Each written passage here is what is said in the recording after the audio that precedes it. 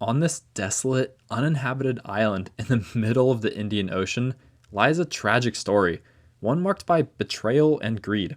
In March of 1930, 7 people, including a pregnant woman, were left here to guard a lobster factory. They were given only a small supply of food and a promise that they would be rescued in 3 short months. But as time passed, no one came. This story gets very dark, so just warning you now. The island we're talking about is St. Paul Island, which is a part of the French southern and Antarctic lands.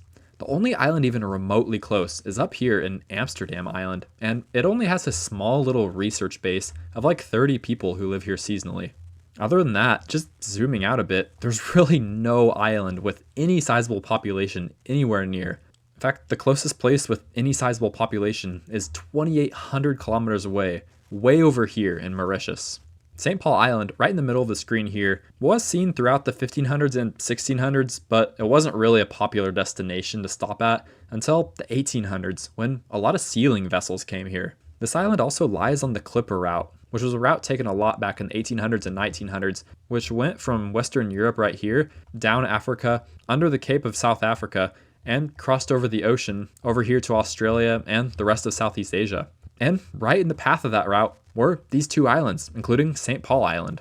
Since this island is pretty much right on that route, there were a lot of shipwrecks here. One of these was the HMS Madeira. In 1871, this ship was traveling from South Africa all the way over here to Australia and had over 400 passengers on it. But on the journey on the way, the ship started to have a small leak, which grew into a big leak, and it forced them to lay an anchor near a nearby island. And the island that they were closest to was this one right here, St. Paul. So they laid an anchor near the shores of this island and sent out a diver to inspect it. And shortly thereafter, they found out that the hull had a hole. They figured it would take a while to fix, and with a lot of the stormy weather in this area, this place gets a lot of winds and the waves are just relentless. Eventually, they decided to just fully beach this ship. So one day, the captain took the ship and basically went full speed right into this area right here. And the ship purposely ran aground. It took like 2 weeks for the crew to get off, the passengers to get off, and much of the cargo. And those 400 people actually lived on this island for around 3 months until they're finally rescued and brought all the way back to Sydney. Then 18 years later, in 1889, a young man who was only 15 years old named Charles Lightoller and many other crew members became shipwrecked here for over 80 days. He and the crew were eventually rescued and brought over to Adelaide in Australia. Now, this young man, Charles Lightoller, he ended up becoming the second officer of the RMS Titanic. Yeah, that Titanic. He was actually the highest ranking officer of the Titanic to end up actually surviving. And during that tragic day, he clung on to an overturned lifeboat to stay afloat. Now, this guy's life was wild. He also served in World War I and rescued troops from Dunkirk. Now, back to our main story. So, this island was not really a popular destination for people to live. Let's just zoom in on some random parts. This island is volcanic and has almost no fresh water and has pretty much no vegetation like fruits or vegetables at all on here. And it's pretty much just a barren wasteland. The only slightly habitable zones would be the shores right over here where some people came over the years and established camps. In fact, there was actually discussions from France about putting a prison way out on this island, but that never ended up happening. Although there's not really much on this island, there are a lot of lobsters. And in 1928, a French company called Langusta Frances, which translates to the French lobster, and was owned by 2 brothers, Henry and René Bossier, who were businessmen and ship owners in the Kerguelen Islands. And they hired a lot of people from the northwest of France and the southwest of England who were experienced fishermen to come and work on the island of St. Paul for the summer. Now, they brought that crew all the way down here that first year in 1929, and they actually had a pretty good year. According to old newspapers, they were catching 25,000 lobsters a day. Now, after this first year, they brought the whole crew back in March, and those brothers decided to expand operations the following year. This time, they hired way more people. Still from the Brittany region, but also a lot of people from modern-day Madagascar. So they had about 100 workers down here, and that season was yet again another solid season. Besides near the end when a fire actually broke out and destroyed a lot of their food stores.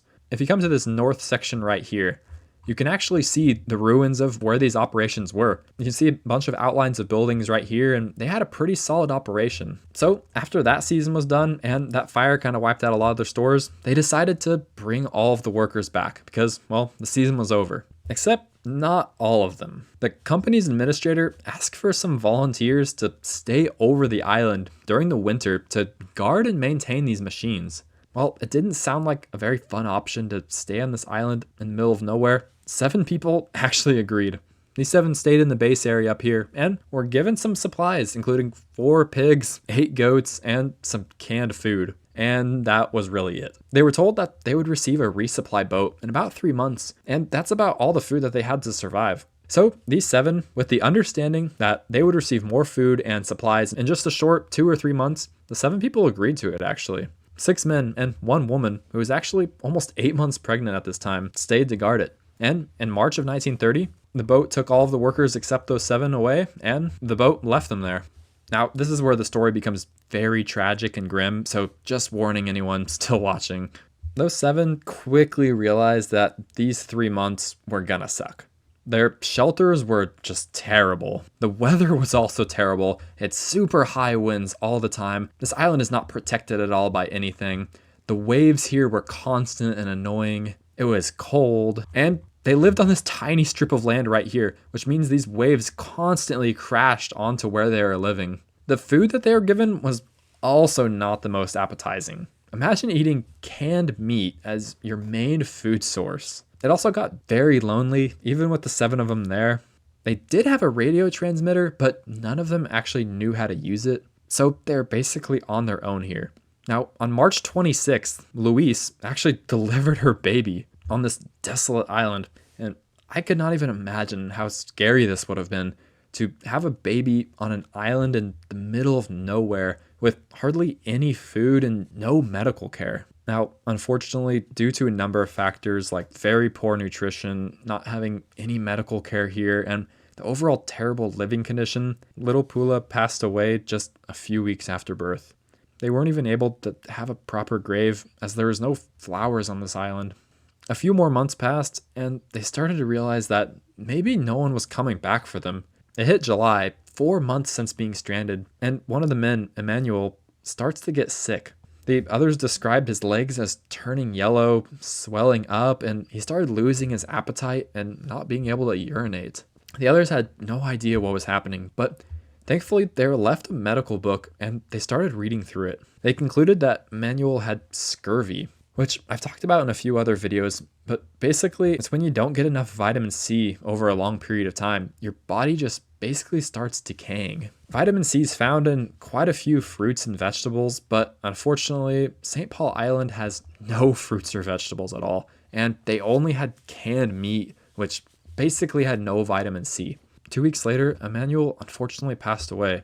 Shortly after, Francois started getting the same symptoms, and he died at the end of August, which was 6 months after being left. And shortly after that, Victor, the husband of Louise on the island, also died of scurvy. So there's only 4 left. At this point, they had run very low on food, and they mostly ate penguins and their eggs and rats to survive. October hit, and one day Pierre went out to sea to try to fish, but this was a particularly bad day, and he never returned. The month of November passed, and some people back up in France started to get worried about the castaways as no one had heard from them for months. However, this was put in the back burner as it was time to restart lobster season again. On December 6, 1930, about 10 months since they were left there, the company finally brought another ship back down here to St. Paul Island. They were shocked to see that there are only 3 survivors left, Louise, Julien, and Louis, who were in absolutely terrible condition and were described as living skeletons. Those 3 survivors weren't even able to talk, and they just simply pointed to the graves. Over 100 more people got dropped off here to work over that summer, and Louis got on that boat that brought all the people to leave. But Julien and Louise actually decided to stay over the summer to help work out on the lobster factory, even after being stranded here all that time. The reasons are kind of unknown, but it's likely partly because of the Great Depression at the time, and they didn't want to return up to France as life up there for them was just as hard as it was on this desolate island. Now, this wasn't the end of the deaths. That summer of 1931 to 1932, they had a lot of workers from modern day Madagascar working on this lobster factory, and most of what they ate were rats. A lot of those men from Madagascar ended up developing beriberi, which is similar to scurvy, but not with vitamin C, but with vitamin B1.